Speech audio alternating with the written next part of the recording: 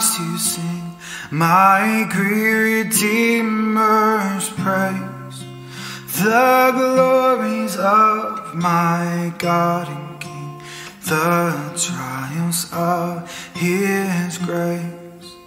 My gracious Master and my God, assist me to proclaim, to spread through all the earth abroad the honors of thy name.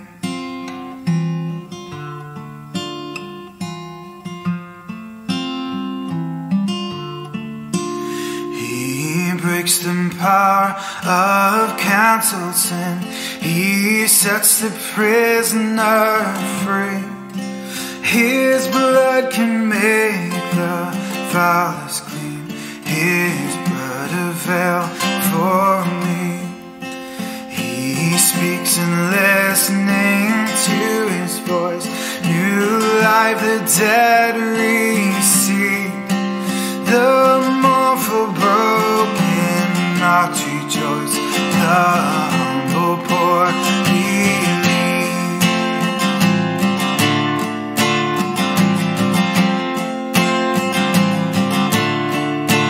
Look unto Him, ye nations own, your God, ye fallen race.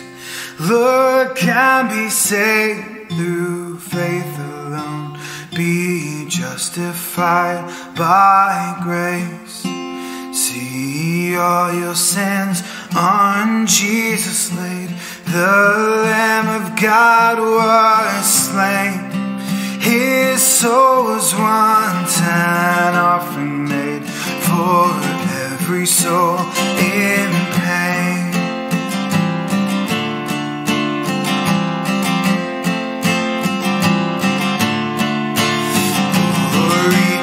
God and praise and love be ever, ever given by saints below and saints above, the church and earth and heaven.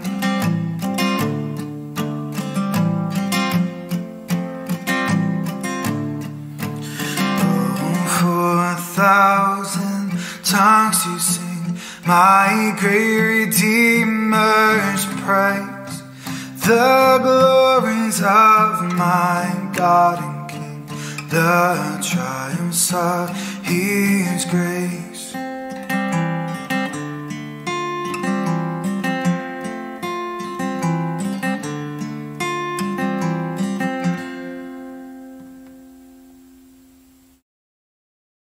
Good morning, Church, and welcome to St. Paul UMC Prayer Covenant. Samahan niyo po akong manalangin. Panginoon, maraming salamat sa umagang ito.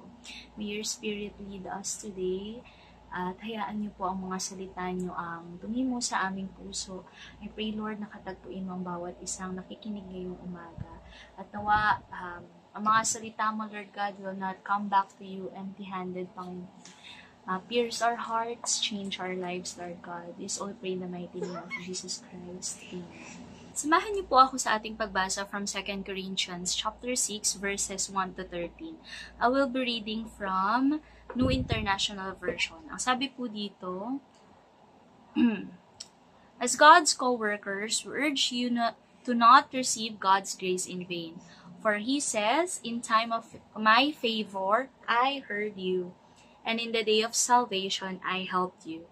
I tell you, now is the time of God's favor. Now is the day of salvation.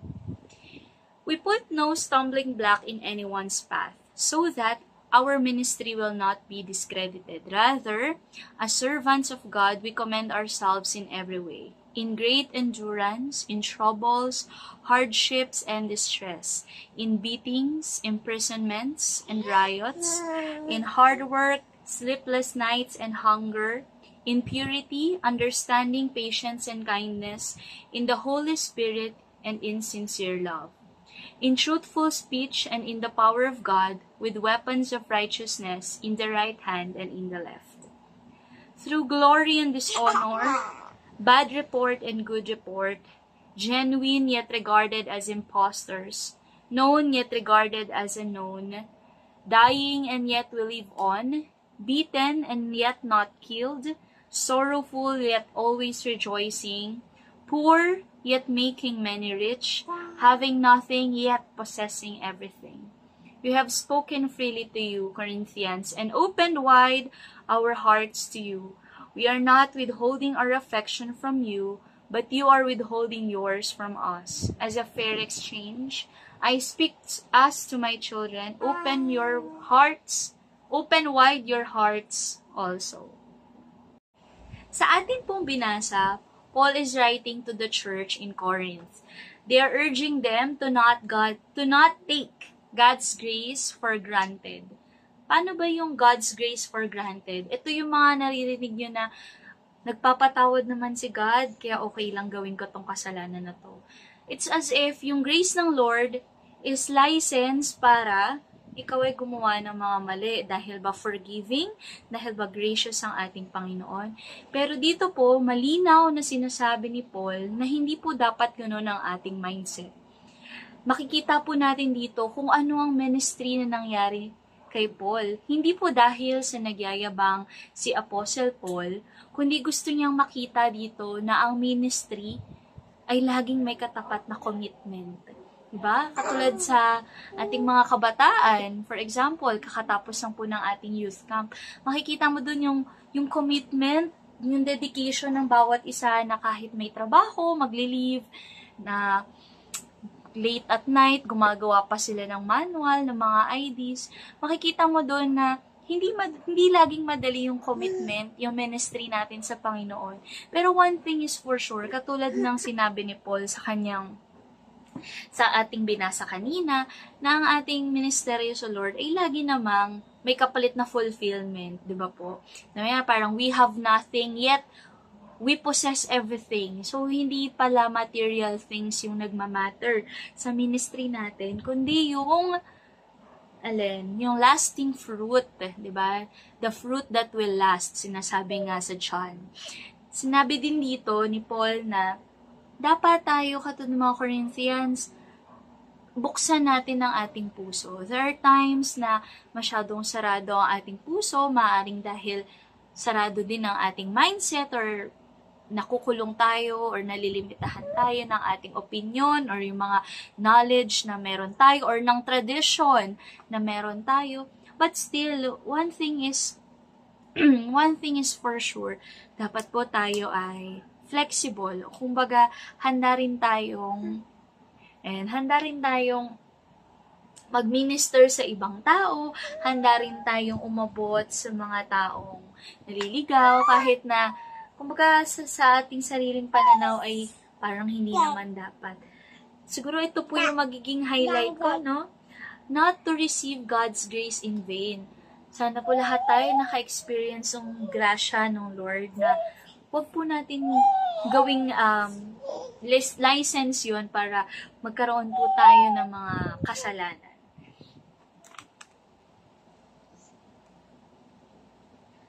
Sa ating pong pagpapatuloy, may mga sinasabi pa po dito si Paul na gusto niya tayong ipaalala na ang grace po ay hindi po passive gift. Pag sinabing passive, pagkatapos mo ma-receive yung gift na yon, okay na, tapos na. Hindi po. Dapat po ang grace ay transformative force. Isa siyang puwersa na nagtatransform yung tipong may nababago sa'yo araw-araw, kahit po matagal ka ng Kristiyano, I am sure you're still work in progress. Tama po ba? May mga tinatanggal at pinipino pa ang ating Panginoon sa ating ugali, sa ating opinion, sa ating mindset, sa ating pag-iisip, mga ganun po. So, Paul shares his own experience of enduring hardships. May beatings, naranasan po ni Paul na hinahagupit sa plaza po noon dahil sa pagpipreach niya ng gospel. Naranasan niyang makulong, naranasan niyang matulog sa kulungan, naranasan niyang hindi matulog. Pero hindi nga po ito para magyabang, pero ma-illustrate or mapakita sa atin yung lalim ng commitment na kinakailangan sa pagsunod natin sa ating Panginoon faithfully. So, ito pong passage na to, china-challenge tayo na i-examine po natin ang ating sarili. Paano po ba tayo nagre-respond sa grace ng Lord? Katulad po ngayong umaga, nagising tayo. Paano po tayo nagre-respond? Paano po ba natin ginugugulang isang araw, isang linggo, ang ating buhay? Do we let it flow through us, transforming our actions and attitudes? Or do we let it slide, idle, unused? Ayan. Paul's example teaches us that despite the trials and adversities we face, despite po may challenges po sa atin, we can choose to live with purity, understanding, patience, and love. Napakaganda po ng mga qualities na ito. Sabi dito, ang circumstances or yung sitwasyon po natin ay hindi nagde-define sa atin. Ang response po natin sa grasya ng Diyos ang magde-define kung anong klaseng Kristiyano po tayo. So, paano po ba natin maa-apply itong ating binasa at napag-aralan ngayong umaga? Una po, mag-reflect po tayo sa grace ng Lord. Anong moment sa linggo na ito or sa buwan na ito na naramdaman mo na, Lord, hindi ko deserve to pero binigay mo? Pwedeng promotion, pwedeng protection, di ba? Sa mga nagbabiyahe araw-araw, maaari ding may mga times na feeling mo walang-wala ka ng strength, pero nagugulat ka, natatapos mo pa rin yung mga kailangang gawin. Pangalawa po, live out your faith. Live out your faith.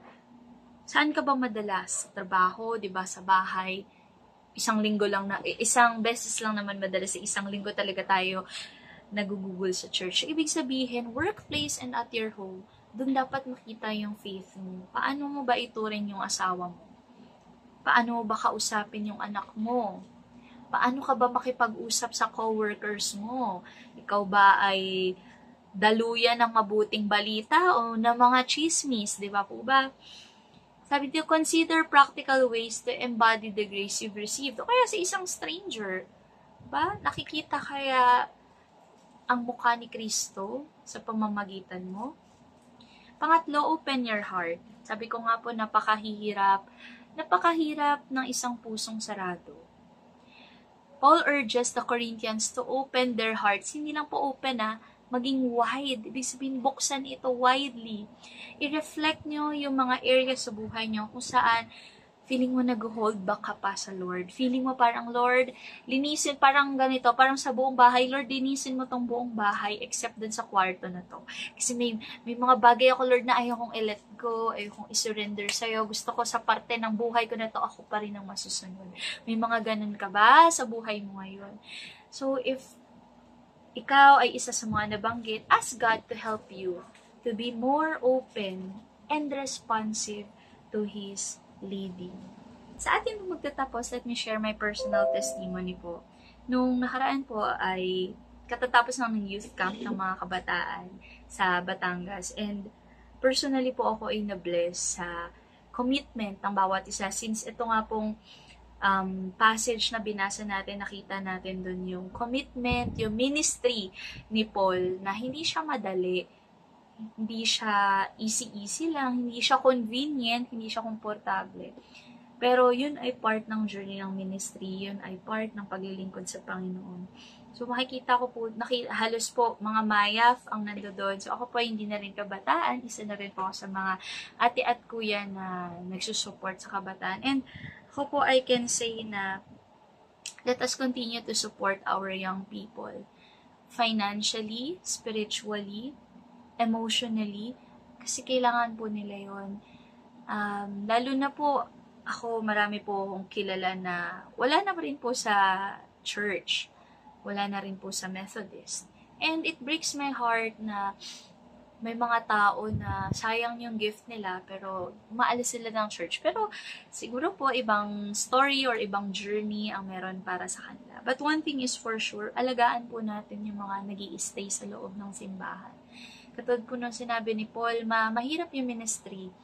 Mahirap yung pagdadaanan mo sa paglilingkod. Pero alam niyo po, isa sa mga naging strength po ni Paul is yung mga kasama niya. Hindi lang po mag-isa si Paul sa kanyang ministry. May mga disciples po siya at may mga companion po siya sa ministry. And I hope today, maging isa po kayo sa kumpanyo ng ating kabataan sa kanilang ministry. Knowing that someday, sila na po ang magiging future leaders ng ating simbahan, ng ating society, ng ating bansa. Let us invest in our young people. Let us continually pray for them. Let us continually support them. And higit sa lahat, encourage them. Encourage them kasi marami po sa kanila is dumadating sa mga discouragements, sa mga syempre struggles ng buhay. Katulad ko po bilang may asawa, may anak, may trabaho, di ba po may nakaka-discourage minsan and mahirap ipagpatuloy yung ministry sa simbahan. Ako, thankful po ako lalo na kila Kuya Luvi na patuloy na nangungulit na yung devotion, yung prayer covenant, pakisend na. It takes commitment para i-juggle yung ministry alongside with your family, with your work, with your personal life. That is something big na hindi basta-basta. So, yun lamang po, and continually pray dahil about ministry po itong pinag-uusapan natin. Pagpatuloy po natin ipagdasal din ang ating ministerial staff, si Ninang Fe, Pastor Fe, Pastor Noel, ang ating pong bagong youth pastors, Pastor Lars, tsaka si Deaconess Marina. Patuloy po tayong maging kaisa nila sa pagtataguyod ng ating simbahan at higit sa lahat po, suportahan po natin ang mga ministry ng St. Paul UMC. Thank you so much, and let's wrap this prayer covenant with a prayer. Let us pray. Lord, we thank you for your amazing grace that sustains us each day. Thank you for providing for us. Thank you, Lord, for your Holy Spirit, Panginoon, na patuloy kami ini-encourage, patuloy kaming pinapalakas, patuloy kaming ini-inspire, Panginoon. Lord, katulad ng sinabi mo sa iyong salita, do it all for the glory of God. Whether it's drinking or eating, Panginoon, hayaan niyo pong gawin namin ito para sa glory mo, hindi sa glory ng sarili. And Lord, forgive us if there are times, Panginoon, na sarado ang aming puso, hindi mo kami maabot, Panginoon. Forgive us sa mga times, Lord God, na nagkukulang kami sa iyo, na hindi namin pinipili ang mag-commit at magpagamit sa inyo. Lord, I pray na mula ngayong araw, buksan mo, Panginoon, ang aming mga mata. Pakita mo sa amin yung mga opportunity na maaari mo kaming gawing kasangkapan sa ibang tao. And Lord, we pray for St. Paul UMC, for the youth, for the children, for the Maya, for the UMM and WSCS. Lord, sa lahat ng phases ng buhay nila, single man, married, Panginoon, wala mang asawa, Lord God, busy man sa trabaho, or retired, Lord, tatagpuin mo kami sa bawat phases ng buhay namin. Mag-reveal ka sa amin. And we thank you, Panginoon, sa opportunity na makapagkinig ng iyong salita ngayong umaga. Maraming salamat, Lord God, and we give you back all the glory, the praise, and the honor. In Jesus' name we pray.